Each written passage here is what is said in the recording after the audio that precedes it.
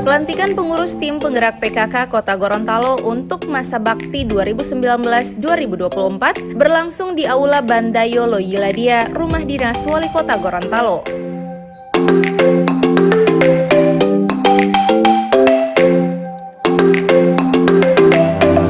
Tim penggerak PKK merupakan mitra kerja pemerintah dan organisasi kemasyarakatan lainnya yang berfungsi sebagai fasilitator, perencana, pelaksana, pengendali dan penggerak pada masing-masing jenjang untuk terlaksananya program PKK.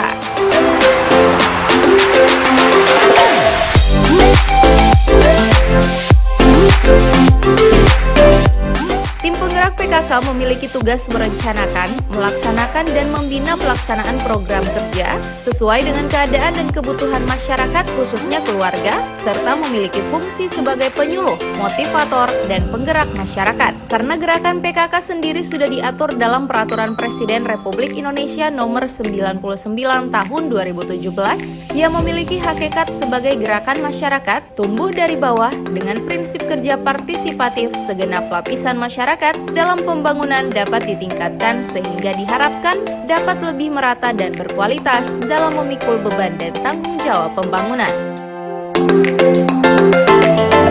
Dilaksanakan oleh Ketua Tim Penggerak PKK Provinsi Gorontalo, sehingga untuk kepengurusan diberikan kepada saya kewenangan untuk mengeluarkan surat keputusan sekaligus melantik pengurus. Nah, pengurus ini ada 3 hal penting yang saya tekankan tadi. Yang pertama bahwa pelantikan ini jangan hanya dimaknai sebagai kegiatan seremonial saja. Yang penting bahwa organisasinya sudah terbentuk, pengurusnya sudah dilantik. Yang paling penting bagaimana mengimplementasikan program-program yang merupakan tugas pokok daripada PKK, yaitu 10 program PKK itu yang harus direalisasikan oleh ibu-ibu para pengurus PKK, mulai dari tingkat kelurahan, PKK kecamatan, dan PKK tingkat kota. Bahkan PKK ini punya aparat sampai ke tingkat bawah, yaitu Dasawisma, dan didukung oleh kader-kader yang ada di seluruh kelurahan. Masing-masing ada 10 orang. Jadi 50 kelurahan, kurang lebih ada 500 kader yang membantu tim penggerak PKK dalam merealisasikan program-programnya sampai ke